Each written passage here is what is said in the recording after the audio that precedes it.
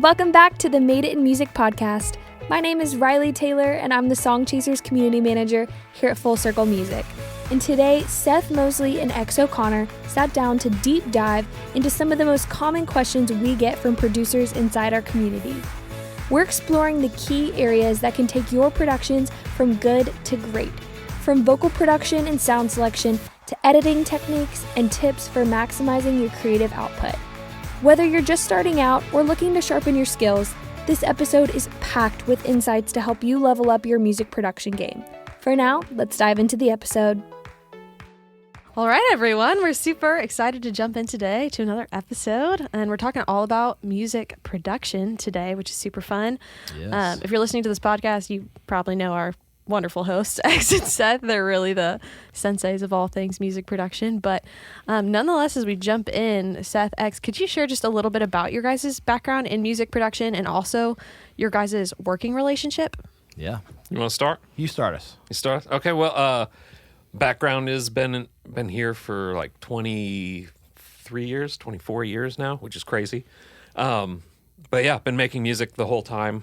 Seth and I have been working together, man, for like almost 14 years or something now. Like, Yeah. God's Not Dead was like 14 years ago or something, which is crazy. Yeah, the first thing we did together was the God's Not Dead song, actually. Yeah, which is, yeah, and I see the plaque every day in the room. I'm like, oh, wow, it's crazy. It's so crazy. But yeah, we met through a friend. He came over and recorded some drums on God's Not Dead, and then we've been started working off and on together, and then came together, and now we've teamed up, and yeah, we have a cool working vibe in that, like, Seth's obviously great writer, great producer, super creative idea, and I feel like the song development and creation is very much his strong suit, and I feel like I'm a very good closer and finisher of things. So I feel like a lot of times in our dynamic, he's on the front end, just often writing the songs, helping build the track.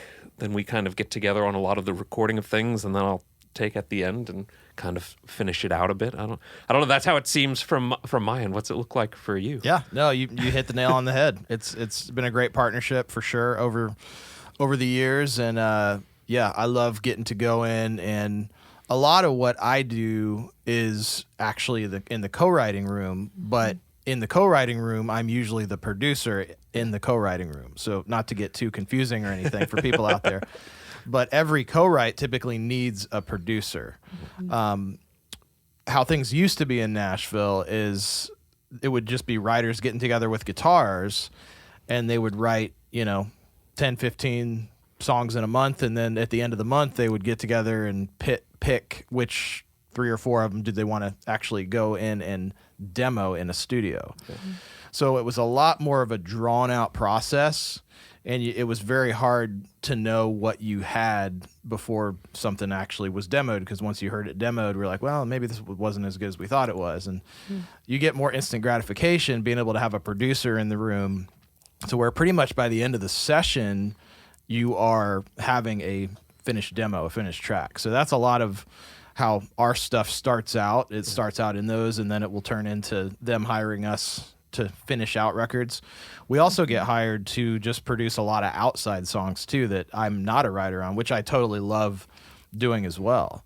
It's a different process because a lot of the times it's more we're either taking over for where somebody else's demo left off, which a lot of the times the demos are already great, and it's our job to just give it that last 10, 20%.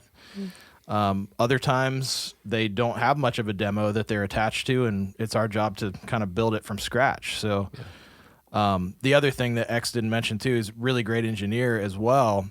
So anytime we are cutting with a full band, X is usually engineering and kind of running the session that way as well. So he knows all of the stuff that I don't know in terms of all the gear and using consoles, and I just, every time we go into one of those studios, I like to just tweak a knob that doesn't have anything to do with anything, just so I felt like I did something, but it didn't actually mess anything up. But it makes the difference. Exactly. I at least touched it. Yeah, that's awesome. It's rock and roll.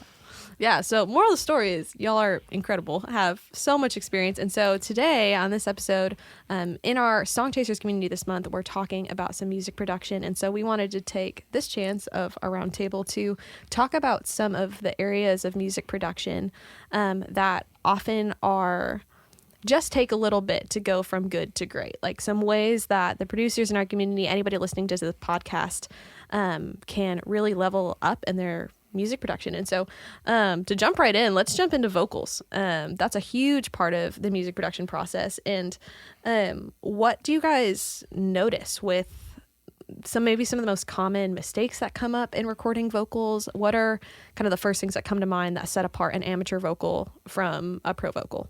Yeah, go ahead. I'll start from the tech end of things. The recording quality is one of the biggest things. I think just sonically, like not tuning or timing, like those are important things, which I'm sure you'll get into in a second. But even just like something as basic as using a pop filter is crucial in recording the vocal. Like having it just be purely captured to where there's nothing distracting in the actual recording itself. We're not talking about performance or anything like that. It's the like all of that stuff that just makes it sound almost cheap. Like just a $10 thing off Amazon can just skyrocket the actual like production value of what you're doing. That's the easiest change to make. The room around you is a big part of it too, but there's even plugins that can help neutralize those kinds of things now. It's that stuff that the back end can't fix, and it can fix almost anything, but like the quality of the recording is the most important thing just to start, just the basics. Mm-hmm. Yeah, and from my end, the thing that always sticks out to me in, I guess what I would call amateur sounding vocals is not very well tuned and timed and comped. A lot of people don't want to admit how much we rely on, vocal editing and tuning and comping nowadays, or probably most of it is they just aren't even aware how much, like a lot of the reason why people like writing with me is because they know that the vocal on the demo is going to sound great. That's not me talking. That's what they've told me over and over and over again. And that's where Emily Weisband likes working with me, because we always get a great vocal. And a lot of that is what I do to it on the back end. And you might call it, musical Botox, but singers need it. Sure. Yeah. And depending on the type of record you're trying to make, if it's obviously like a Zach Bryan record that for whatever reason is meant to just sound out of tune and kind of crappy, to be honest. It's not the type of production that I'm great at. Yeah. Not the type of production I enjoy listening to or love doing. I like the kind that feels like it has more craft and thought put into it and care, something that's really well sculpted, you could say. So a lot of that for me is just I'll hear timing, tuning, comping. And then the other big thing is just emotion. That's the balance, because a lot of people listening to this or watching this would think, well, if you're editing a vocal, doesn't that mean you would just be like editing the life out of it or editing the emotion out of it? And the truth is no. It's basically just removing a layer of distraction from the emotion. And so whenever we are going in to capture a vocal for a demo or a master, that's often the thing that I'm looking for the most. Does this have, yes, the timing, tuning, all that stuff on the front end? Does it have the power, but does it feel emotional in some way? So yeah, those are kind of the big things I would point out. Yeah, no, that's great. To the point then of being able to have that powerful emotional vocal, what are some ways that vocalists can make sure that they are bringing that to the studio? Or what are some ways that you as the producer are able to help encourage vocalists in a room or identify what those takes are? I just would consider on the front end, just don't overthink. This is why I love demo vocals so much, because a lot of the time there's just there isn't time for a singer to sit and obsess about it or think about it. A lot of the time they're learning the song. And so that's where like demo vocals are often the best, because they haven't had time to get in their head about it. They're just feeling and reacting in the moment to what was just created. And oftentimes that's when there's the most excitement about the song and you haven't had time to go into over editing mode. Yep. A lot of times it's hard to beat what you've done on the demo. But in terms of, being prepared, obviously, vocal warm-ups are a huge thing. If a singer is coming in and they know they're doing a vocal day, make sure you're getting good sleep the night before. Make sure you're coming in knowing the songs. Make sure that you've got the lyrics, the arrangements. If you're singing harmonies, preferably you've kind of practiced those and worked out what parts you're going to do. But then in terms of actually comping through it, that's where the art is. And I've talked to some other producer friends of mine about this, and there's definitely some people who like to kind of outsource and hire out like editing and comping and stuff. And we've gone kind of in and out of seasons of that, but that really is your signature as a producer, is how you comp a vocal. It's like the art in it. It's not that there's a right or a wrong. It's just like you as a producer or as an artist or as a singer are going to have a certain way that you like to hear things. And so there really isn't a right or wrong. You just have to keep working it and obsessing over it until it feels 100% right to you, that there's no distractions, that if there are imperfections, those are on purpose. And once you've done that, then you can actually say you've had a good comp for sure. Yeah, that's great. Are there any other tips that you'd add to that, X, just in other things in terms of tuning, timing, any of those things that tend to be missed that might help people get a little more granular in how to think about that process? No, I think Seth kind of really nailed it on the head in terms of preparation.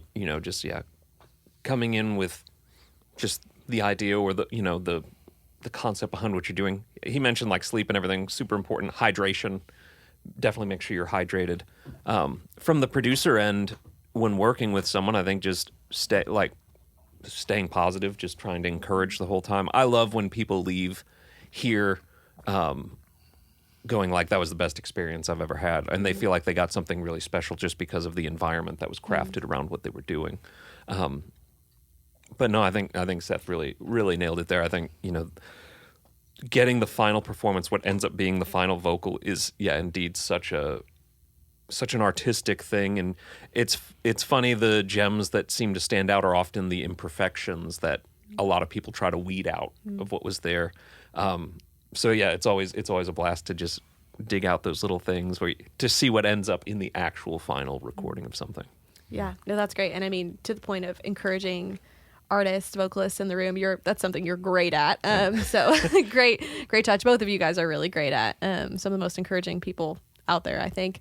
But yeah, that's awesome. And in terms of vocal production, we're actually spending our whole month in Song Chasers this month, like really diving in even more kind of to the granular nitty gritty of it. And so for anybody listening who is interested in joining that conversation, feel free to go to joinsongchasers.com and learn more, or reach out to us at support@fullcirclemusic.com. We'd be happy to tell you more about what's going on vocally in Song Chasers this month.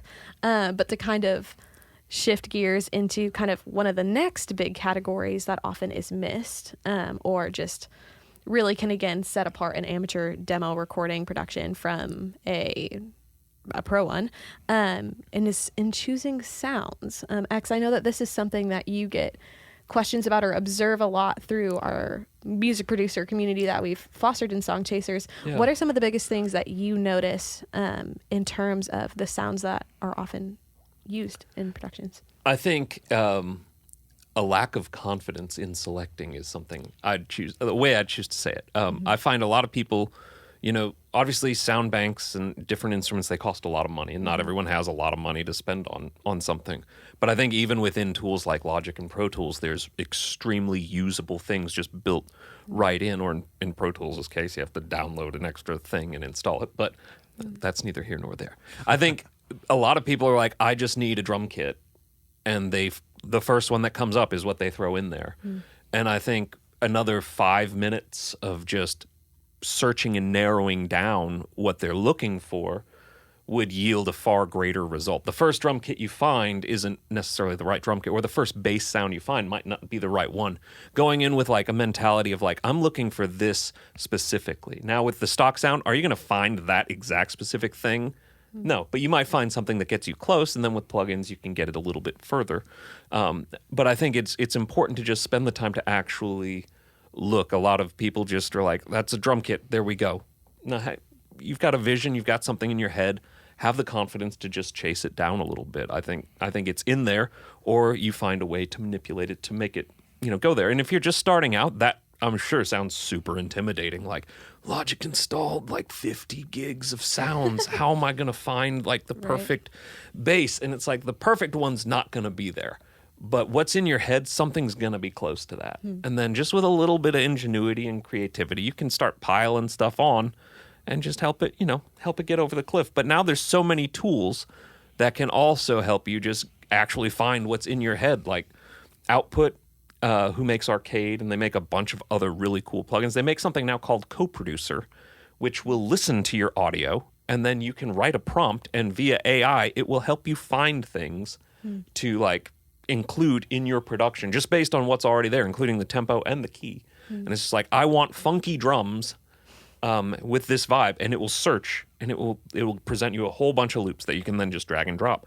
Or you can load them into Arcade, and it will make playable layers, so you can completely customize what you want. So there's a lot of, I think, just developing that, like, I can do this idea is just the first step in actually like finding sounds that impact. And I'll say one other thing on it, and then I'll pass it off. But also, I find a lot of people think that just stacking sounds makes something bigger and greater. And that's not the case. Stacking things in a complementary way is what makes things bigger and better. I find, like, I do this song critique thing where sometimes I'll take people's actual sessions and present them and, like, look at them and then try to help them figure it out from there. And so many times I see kicks and snares that it's like, it's almost the same kick, like 15 times, but it's just all different samples. And they're trying to make it bigger. And it's like, well, you're using the same thing over and over and over. It's just diminishing returns. It's just louder now. Whereas picking something that's like, just listen to it and it's like, hey, with this snare sound, what is it missing? Like, what's in my head? This snare sounds great. It's got the great attack, but I'm missing the body. So look for a snare that's got that body that the other one doesn't have and layer those together, and you'll get a more refined, focused sound than just being like, well, this snare is kind of like it, this snare is kind of like it, this snare is kind of like it. Let's just throw them all together and see what happens. So just, focused. Just focus. Focus and confidence. Focus and confidence. That's great for a lot of areas of life. I feel like probably.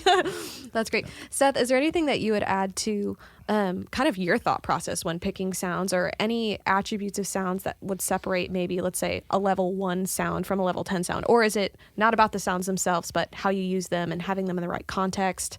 Anything you have to say to that conversation? Yeah, it's interesting. For me, I often don't know if something is going to be the right sound until I've got the whole track put together and the vocal on it. Like, even with this one I was working on a couple days ago that you just mixed yesterday, actually, I had a completely different sound and drum kit until like the very end of the song, until I had it almost finished. And then I went through and I purposefully left something, it was programmed in MIDI, and so I left it in MIDI just so it wasn't committed, because I wasn't 100% sure what the sound should be. And then at the very end of it, after the vocal was in it and tuned and edited and all the guitars were in there and bass and everything, I picked a completely different sound than what I had initially went with. So a lot of the time it's just getting something going and not, especially if you're co-writing in a room. For me, speed is such a huge thing. To where if I'm sitting there and I'm just auditioning drum sounds or synth sounds, it's going to be distracting in the room. So I almost have to just pick the first thing that comes up. Or, this is where my template has come in really handy, because a lot of times if you're doing a certain style, you can kind of know what your at least go-tos are going to be to get it started, and it's like the meat and potatoes. So I'll at least have a template of sounds like that. My starting point really is just, okay, somebody wants a piano on it, pull up a piano, hit record, that's the sound. It doesn't mean it's going to be the thing that makes it to the final master. Those decisions can be made after the co-writers or the other artists are not, in the room, that when I can sit there for hours just with my headphones on and just obsess over it. Yeah. So I would say, if people feel analysis paralysis on the front end, just get something in there, get the whole song working, get it all recorded, get the vocal in there, get it assembled. And then you can always come back and change a drum sound. You can change a bass sound. You can change a guitar sound later. And I really do believe we're in a golden era of music production. There are so many amazing tools out there that did not exist. Even when I started doing it 10, 15, 20 years ago, the stuff we're able to do now is just crazy. And the sounds that are at everyone's fingertips through things like Splice or Arcade or Output, like it's just, you got to spend a little bit of money to do it, but it's nowhere near what it used to be. It's not thousands of dollars. It's, in some of these cases, these subscriptions are like tens of dollars per month. Sure. When I started out, like when I was working with Pete, he had these CD books of like sample CDs. Like that's how it was. And you'd sit there and be like, let's load in this CD. And you'd put it in and you would just audition sounds off of like a CD-ROM and be like, oh, that's the one. But it was like so unuser friendly. There's no search or anything. So long. It's like, hey, this is Brainworks' distorted disco kit. Here's 7,000 kick drums. Yeah. And it's labeled like kick 1.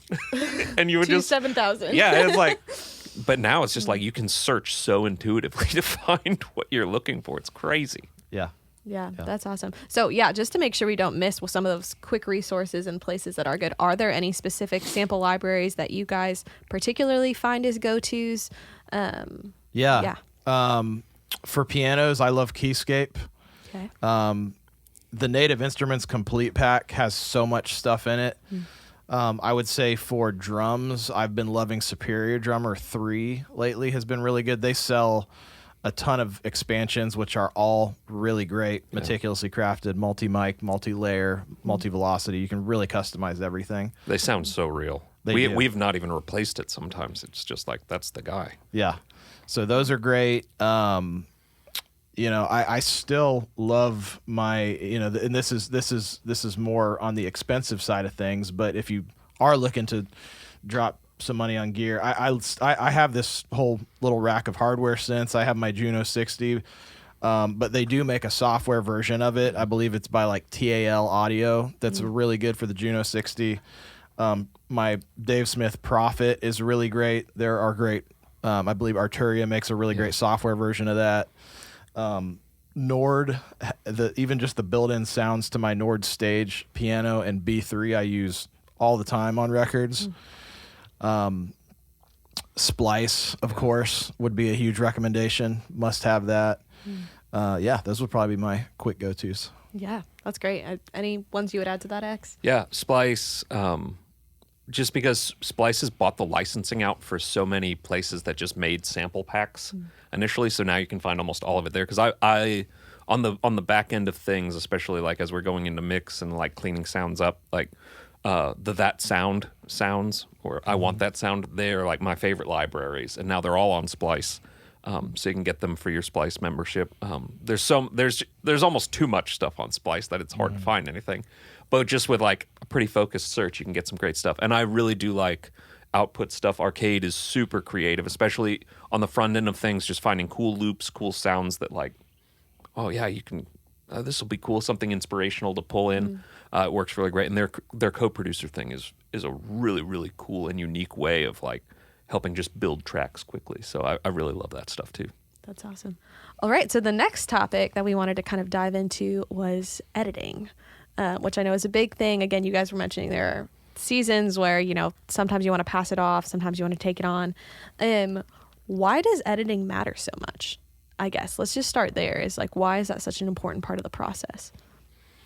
Man, my analogy would be you go to a nice restaurant, they don't just put a piece of meat on a plate. The presentation is everything. And the editing to me is it's the shaping, it's the garnishing everything. It's like taking it and making it look and sound appealing, you know? I think we talked a little bit about it on vocals, but it's the same thing for instrumentation too. I mean, timing, and it doesn't always mean everything has to be on the grid 100% like quantized.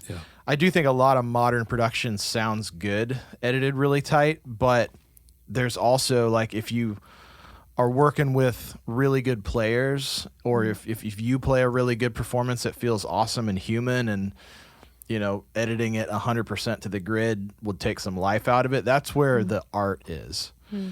So the editing to me is just what takes distraction away from the listener hearing something. And a lot of the times it's, if I'm playing a song for my wife and she'd be like, is this a demo or is this a master? And she asked me that because it's like she knows how much time I'll spend, between demo and master stage and a lot of that is editing and cleaning up and tweaking and recomping and time aligning and retuning and just all the stuff we do on the back end. Yeah. Because it's a subtle thing that most listeners would not be able to identify what is off here. It's almost like, where's Waldo? Like, which of these things doesn't belong here, Yeah.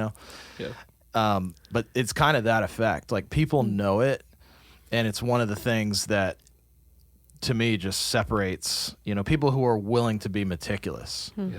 Like, if you listen to a Billie Eilish record that, Phineas is a very meticulous producer. It doesn't mean he tunes and times everything hard to the grid, but and you can just listen and even just watching some of his process a little bit on videos I've seen, like being very, very in depth on like vocal comping, tuning, the way he even uses breaths sometimes as an effect or cuts them all out. Like it's just any really pro record, the editing is going to be a very high piece of why it sounds expensive. Yeah.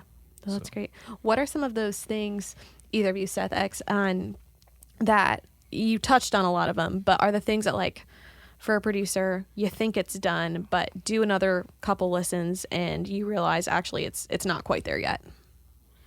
Yeah, I think when I'm listening to downbeats or things hitting together are a crucial thing.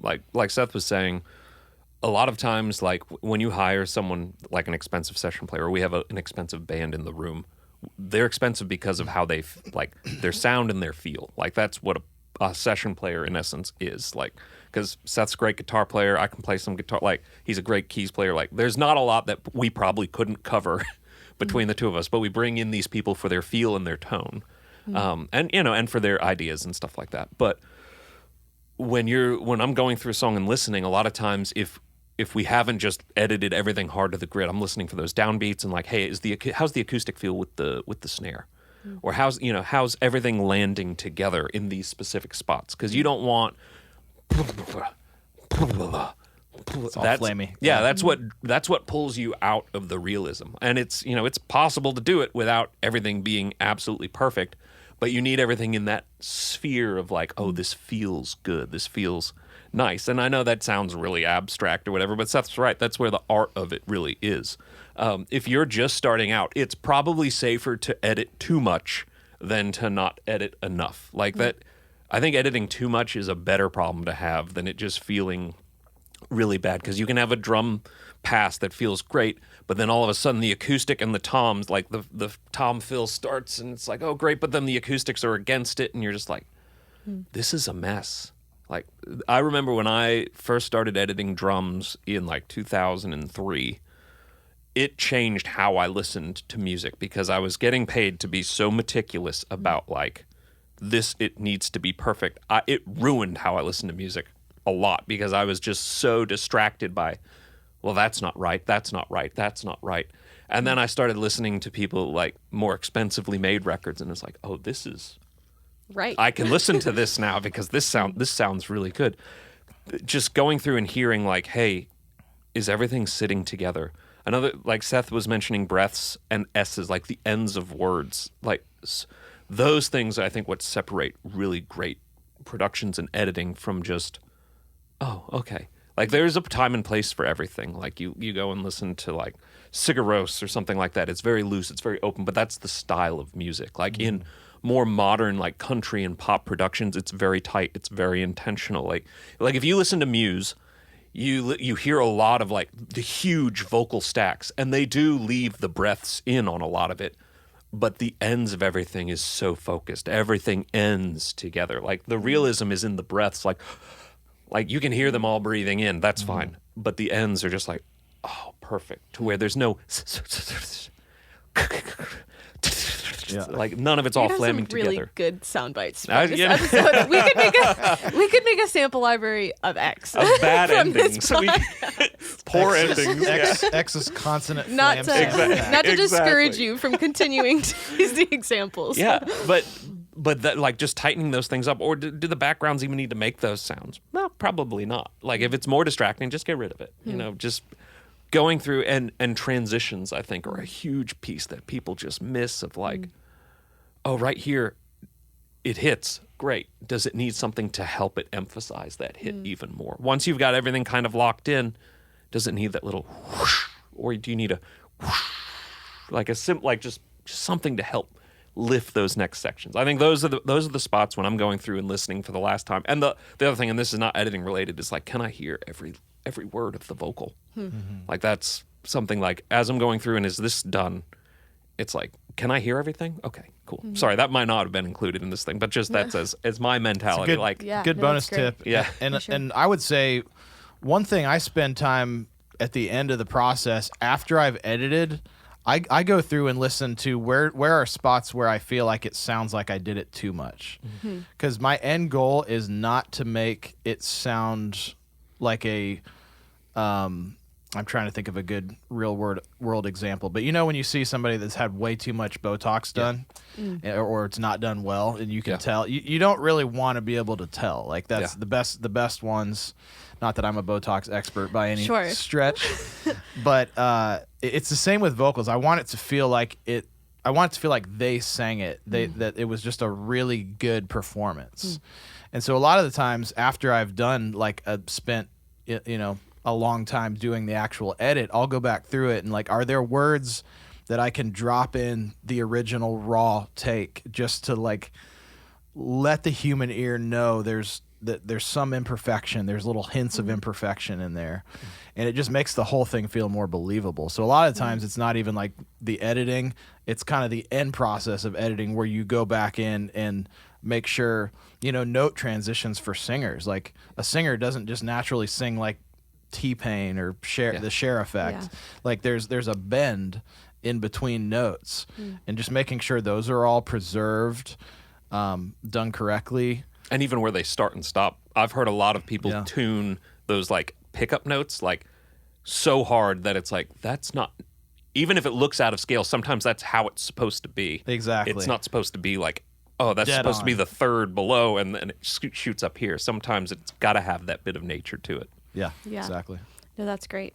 And I think, obviously the editing process, I think the reason that sometimes those things are missed that you guys have been talking about is just because it can be such a daunting process. Like there's a lot of different things you just said. So that said, are there any tools or shortcuts, just resources that you guys have found helpful in keeping the process efficient and moving along? Yeah.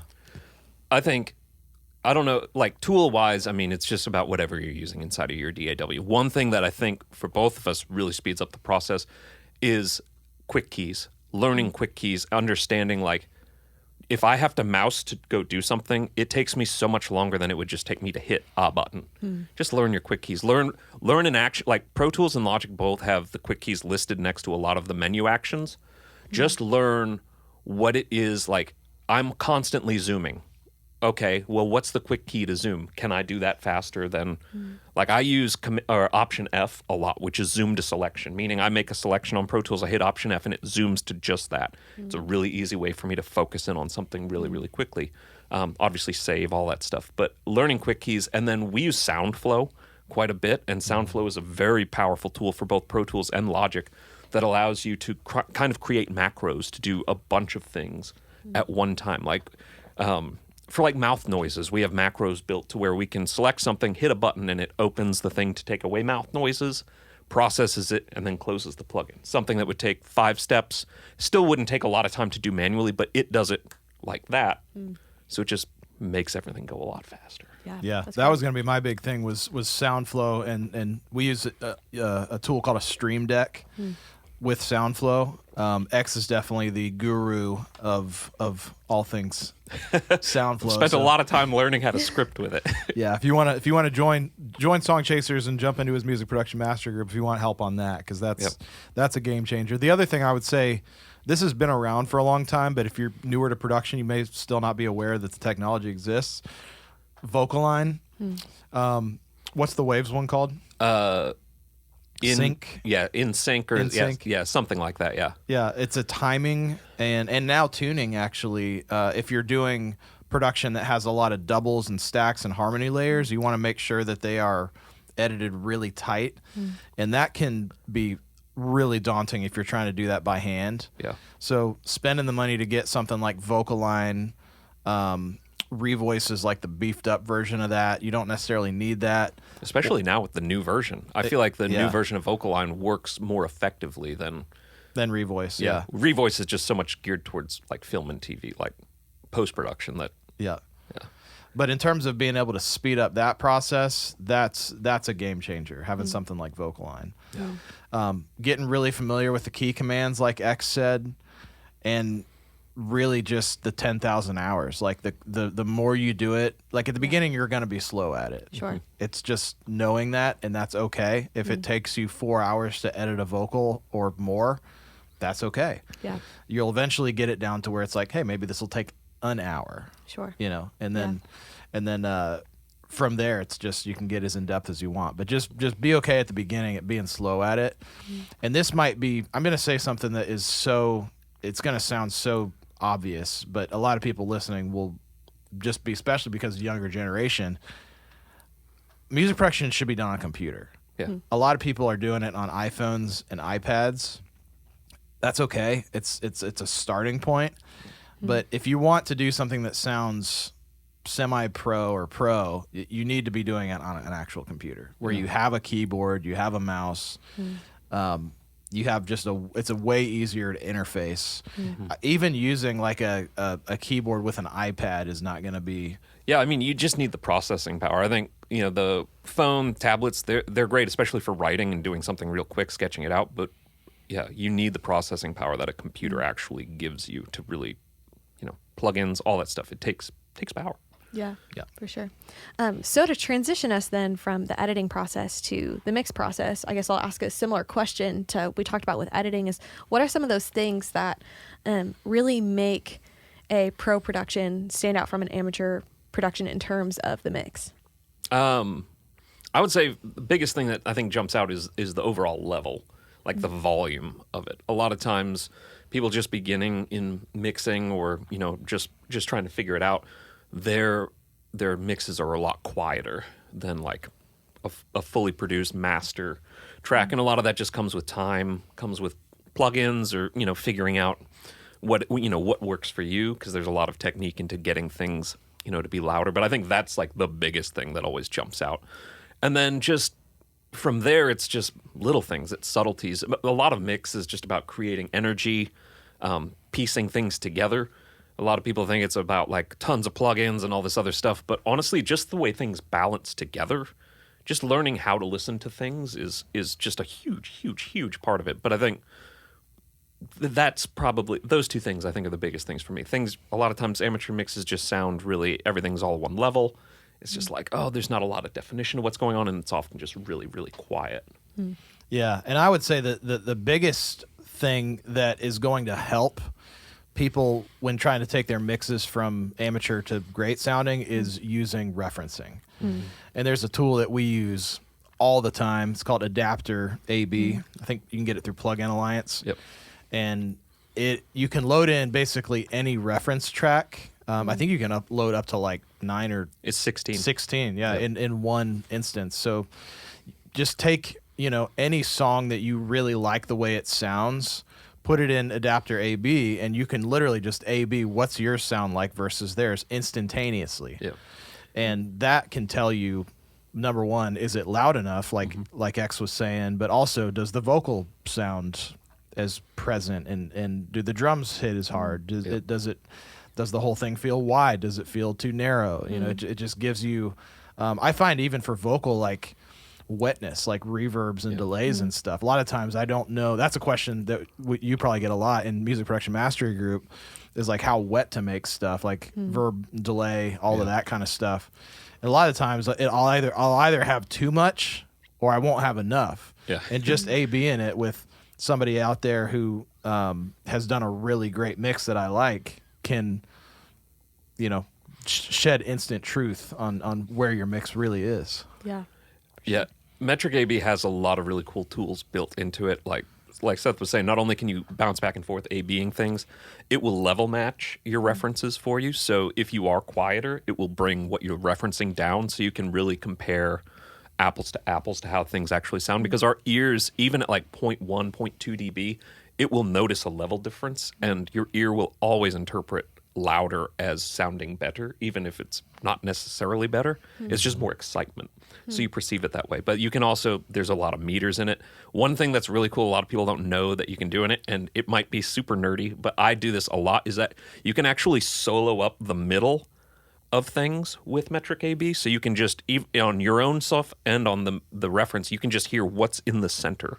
And it gives you a really clear definition of like, what does the vocal actually sound like? How do the kick, snare, vocal, and bass all sit on top of each other? You can solo that up. And then you can solo up the side information, which is super interesting because it gives you a really good idea of like, what's actually like, how everyone's always asking, how do you pan stuff? What do you put where? Being able to solo up just what's in the sides is super duper interesting. So I highly recommend that plugin that Seth was mentioning, Metric AB. And the other nerdy thing that I use all the time is it lets you solo up crossover bands too. So you can solo just the low end, or just the sub frequency, or just the low mid, or just the high mid, or just the highs. A lot of times for me, that's super valuable when trying to figure out what does your low end need to do. Just solo yours versus solo theirs. And it's a great tool really to learn. And a lot of people would think like, well, is that cheating? Well, no, not really. I mean, people have been doing referencing for years. They just had to do it in a way more complicated way than what this is. Yeah. Sure. But use the tools that are at your disposal. It's all of this stuff is accessible. It's more inexpensive than it's ever been. Yeah. And it's downloadable right on your computer. Yeah. So that's great. So in terms of both the editing and mix process, really just the whole production process, how do you balance perfectionism or that temptation to just like keep going and keep going and keep going with knowing when a song is actually done? That is a tricky answer. And some songs happen really quick. Some of them, it takes several days of trying to crack the code on it. And there's, unfortunately, it's an art. It's not a science. So that's where you just have to really trust your gut. You're ultimately, as a producer, I mean, you're an artist of sorts. You're trying to, you're curating a certain thing at the end of the day. So you just need to go until your gut and your ears tell you this is finished. I know that's kind of a non-answer, but for me, it's like, is there anything distracting in it? Is there any, vocal spot that feels like I can't maybe understand what the words are saying? Is there, if I go listen to it in my car, does it sound too boomy, or does it not sound big enough? Those are so much of the process for me, is just listening to it in like multiple spaces and AirPods and car, and just referencing it in multiple places and playing it for other people as well too. Our process is very collaborative. And we always say that a record is not done until the artist is 100% happy with it, which may mean going a revision. It may mean going 10 revisions or more. Like, we're not going to be done with it until the artist is hearing the thing in their head that they want to hear. Yeah, I absolutely agree. And it's so nice. We've been spoiled to be able to have people actually come in and sit down with us, and like, because we are in the service industry too. So sometimes, obviously we're hired for our like sonic aesthetic, like Seth was saying earlier, like how we interpret things or create things we've developed over time. And that's kind of like our palette that we paint with. And artists will bring us on board to do that kind of thing. But at the same time, the artist has a very strong vision of who they are as well. And sometimes, like, even in things like mix, how you would like assert yourself in doing certain things, or how you would in like hear things or want to balance things, how you'd want to listen to it. Sometimes artist hears it a little bit different, and it's nice to be able to like sit down with them and like be like, is your vision achieved with this? And you just take it to where they want it to go. I think for me, figuring out where something finishes is very complicated. I have found that even if there's not a pressing deadline, giving myself a deadline really, really, really helps me focus on like what's actually important, rather than like I could sit and just loop something for forever and find something wrong with it and then work on it. But if I'm like, I have to send this out by 3 p.m. today, it helps me really focus on what's actually distracting me, what's actually bothering me. And I can work on a little bit more of a macro level, knowing that I've spent the time on the front end to like get things set up and get things, feeling right. By then, we've cleaned out the tracks. We've gotten rid of all the noises and the pops and the hisses and all that. And like, I'm just now doing full sweeps of the song. Like, does that transition hit right? Okay, what if we just throw, I can start making those kinds of calls rather than being like, hold on, is this breath too loud? Like, that's not what I need to be doing at 2:58. Sure. Like at 2:58 with something needing to be turned in, like at least in my mind at 3, I'm more like, how does this impact me? Is the emotion right? Is this like, am I excited when I'm listening to this? Because if I'm not excited, then Joe Schmo, who has nothing and like no skin in this game at all, they're not going to be excited about it. So if I'm not like, oh sweet, if I'm not like doing, if you're listening, you can't see what I'm doing, but I'm squirming on the, I'm squirming on the couch. Yeah, I'm squirming on the couch right now. If I'm not doing that, like while I'm working, then I don't know that like I'm really feeling what's going on. Like when we go to like the studio and we're tracking something, like we're even just like, the heads are all bobbing. Like if it's naturally just like the music's making you do that, you're at least on the right path to doing something good. Yeah, exactly. That's great. And I think you set up a really great transition to talking a little bit about workflows. I think for a lot of music producers, one of the things that can feel like a holdup is just feeling like they don't have the bandwidth to grow the way that they want to. And I mean, speaking a little bit to your guys' capacity, you guys, I feel like, have really worked hard at creating systems and flows. If you guys are fully producing, I think 60 songs a year roughly is kind of a number you shared the other day, Seth, and hundreds of demos. And so, is that right? Before? Yeah. That's about right. Yeah. We had a couple of years where we hit 90. Which was crazy. But in the Sound Kitchen days, it was probably too many. It was probably too many. It was a lot. Crazy time. But regardless, the point is that you guys have some pretty incredible workflows. And so I think, for producers, speaking both to the songwriter producer thing, and then also on your end, predominantly producing, mixing, what are some of the most helpful things you guys have found in being able to work efficiently, work effectively, while still creating incredible music, to be able to have the bandwidth where you do that? Seth, I don't know if you want to jump into. Yeah, I think I'll take a little bit of a different angle on this response, because I've gotten this question from up and coming producers a lot of time lately. Is like how and when can you start hiring stuff out? Like when can you start delegating? When can you start? Because people like to listen to business podcasts and like efficiency, but we're not really in a business that any of that matters. The only thing that matters is the record at the end of the day amazing. That's the only thing that's going to get you more work as a producer. That's a good reframe. It's the only thing that if you're an artist and you're trying to capture your vision, efficiency should not be the goal.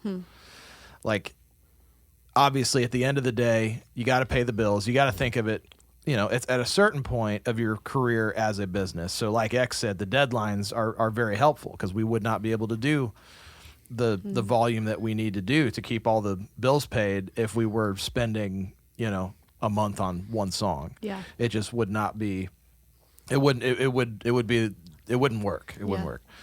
And so I would say, before you get so eager to start delegating stuff because you're getting tired of editing, I would just give yourself a break. You might just be getting burnt out. You might not need to delegate. You might just need to give yourself a break, because at the end of the day, like, your signature, the way you hear things, the way you interpret things as a creative, and this is both for people who want to be producers and for artists who are just wanting to produce their own records too, or songwriters who are wanting to produce their own records, that before you get so excited about delegating and hiring stuff out, I would just say hold off on that as long as possible. Only do that when you absolutely have to. We're not really in a business where systematizing things is, I would say we have things down to about as much of a system as you can have around production. But even within then, it's a blurry field, and it's art, it's creativity. So I would just say, efficiency probably should not be the main goal, and it should be getting a great song, however long that takes, how many ever revisions that takes. And you're going to drive yourself crazy doing it some days, but you've got to give yourself breaks. Yeah. So that probably did not answer that question No, at all. That was a good reframe, I think, for a lot of music producers in what the goal really is. So I think that's great. X, is there anything you'd add to that? Yeah, to pile on first. Yeah. Also, no one's going to care about what you're doing as much as you are. So you then have the ultimate control of what comes out. And delegating sounds awesome, and hiring outside people sounds awesome. But I think what a lot of people don't think about is how much energy you're going to expel into making sure that what you get back is awesome, or that it's at the level that you want it to be, or else you're just spending money. And, you have to wait for them to do it, and then you have to wait for it to come back, and then you have to maybe edit it or clean it, or if it's not up to your standards, redo it. There's just a lot that goes into it that's like, you should be hiring stuff out when it's something you can't do, and you're at a point where you need something special and unique, and you've got the budget to maybe do it or something. So I think Seth hit that right on. I think in terms of just focusing your workflow, I have definitely found that saving just little things, saving presets is a huge thing for me. Saving full channel strips, you can do that in both Pro Tools and Logic, is a huge time saver for me, because it allows me to just start right off the bat. I have little templates set up for vocal tracking and stuff that has a track I can cut into, but then it has a track that has a bunch of effects and stuff on it already. So when the vocalist comes in and we record, when they hear it back, it's it's got tuning on it, it's amped up, it sounds cool in their headphones, and they're like, oh, wow, awesome. It's that feels good. They like that. I have chains set up for we go out to a studio and we record a band. When we come back, I have stuff set up to where I can just import all these settings, and it's oh, okay, cool. It sounds cool. Now we can listen to it. We can send a rough out, let the band know what they think. So I would say templates and, saving your own plugins, presets, saving channel strip settings, those are huge parts in just streamlining your workflow. Sound flow, like we mentioned earlier, is also, it just takes all those things and just makes it go 15 times faster. Yeah. Yeah, that's great. So is there anything you would add to just for those who are writer producers who are balancing both trying to send out demos while working on full productions for some of the artists? How do you set up your schedule, or at least what for you have you personally found to be helpful in balancing those two things? Yeah, it's hard. I definitely feel for all the writer producers out there, because you're not only the one that has to show up and do the demo in the session, you have to finish it later. And the other writers can go play golf or go home or whatever, or have hobbies. Sure. Basically. And that's something that as a writer producer, there are a whole lot of, being a writer producer is a great thing. It gets you in the door a lot more than just being a straight writer would. You get a lot more access to records and opportunities you wouldn't have otherwise, but it comes with a cost. And so for me, it's an every week juggle. It's every week we're just trying to balance it out. There are some weeks where I'm having to take a lot of work home, and I have a little studio set up at home outside of this main studio that after I get the kids to bed at night, I'll work for another couple hours at night. And so that's been a lot of my workflow over the last 4 or 5 years, just to stay on top of the demo pile.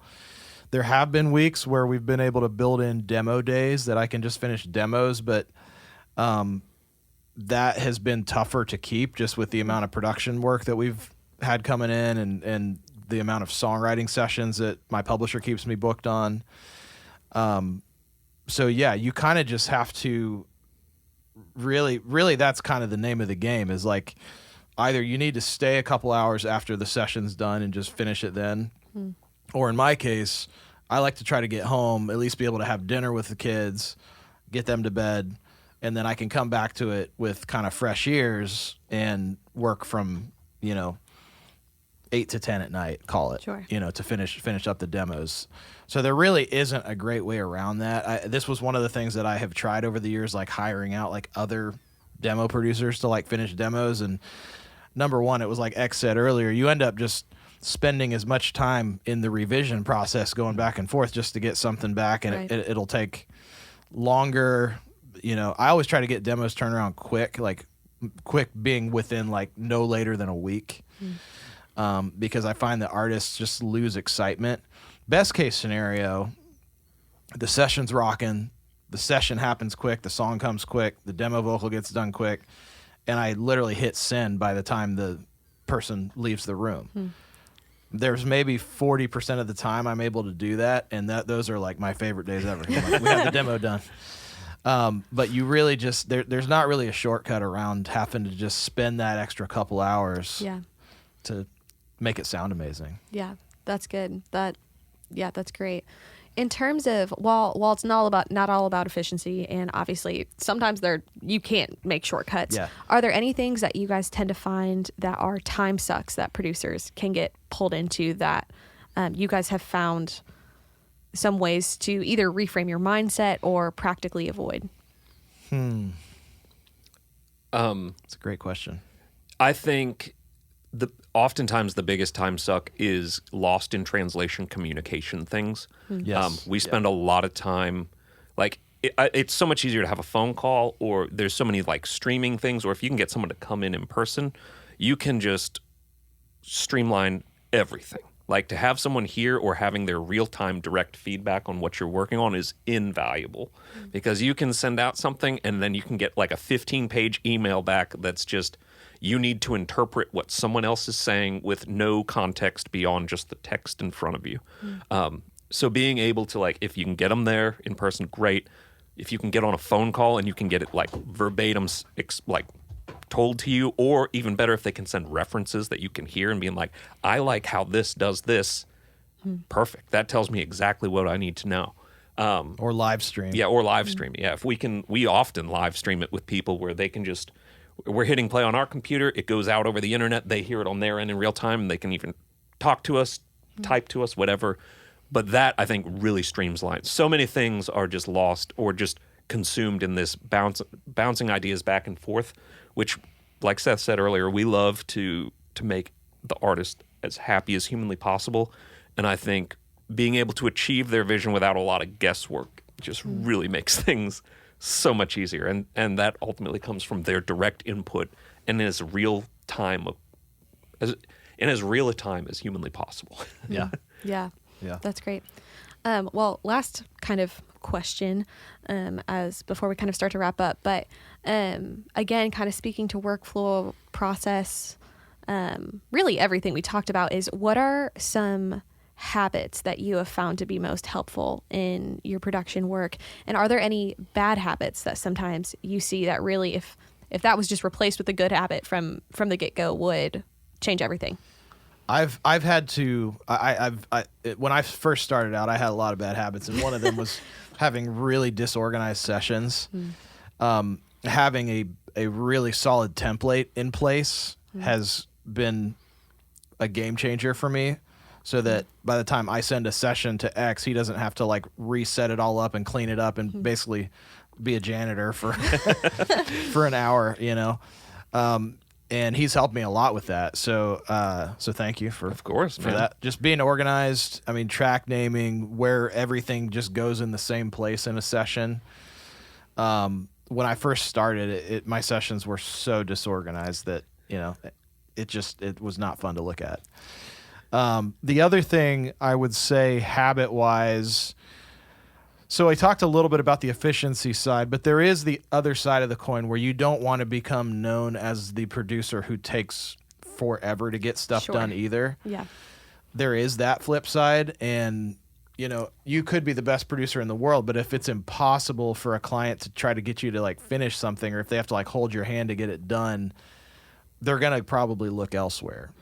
So I think a bad habit would just be not knowing how to finish. You know, one of the things over the years that I've seen is like, if it's not about efficiency, but like speed is something clients do appreciate as well. So if you can make something really great and turn it around quickly, that's about the best habit you can get into. And a lot of that is just not overthinking stuff. Yeah. You know, so. Yeah, that's good. Anything you'll add to that? Yeah, X? mine will be a lot more small than that because I think Seth covered some pretty great broad strokes there. Hit save. Yes. For the love of God, hit save. Yeah. I see it. It freaks me out how many people I've like watched work and they don't hit save. And yes, a lot of the software now has auto saves turned on.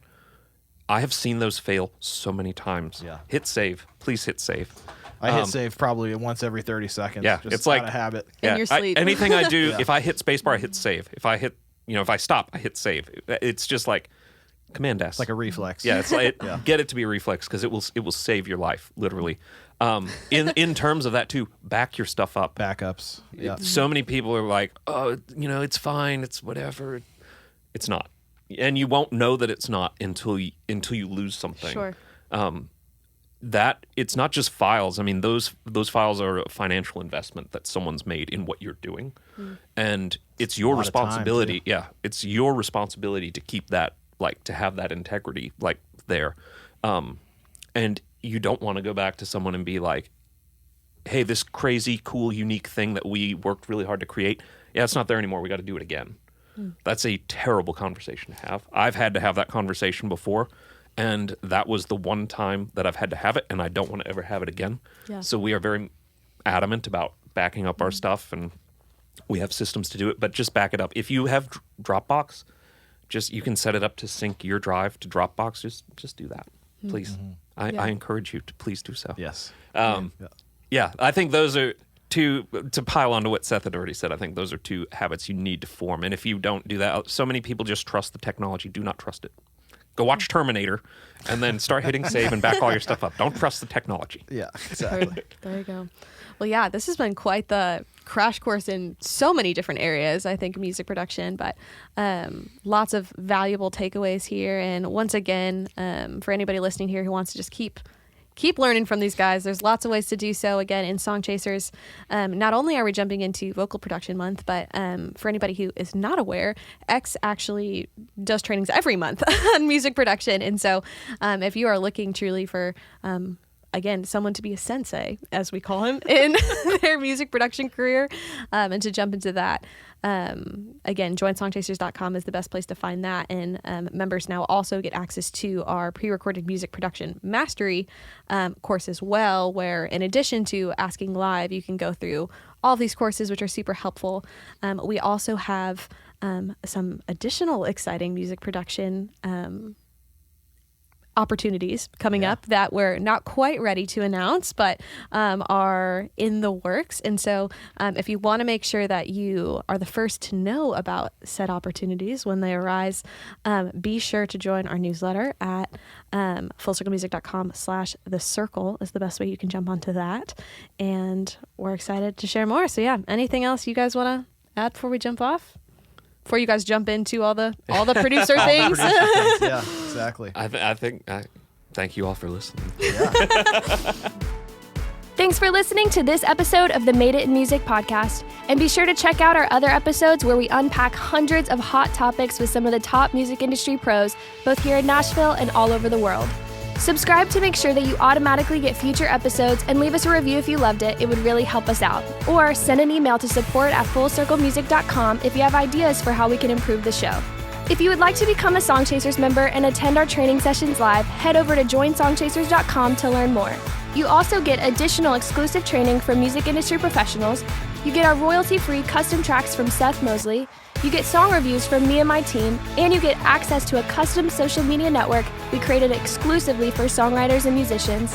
There's nothing else like it on the internet. Head to joinsongchasers.com to learn how to join, and check out madeitinmusic.com for more content and episodes from this podcast. See you in the next episode.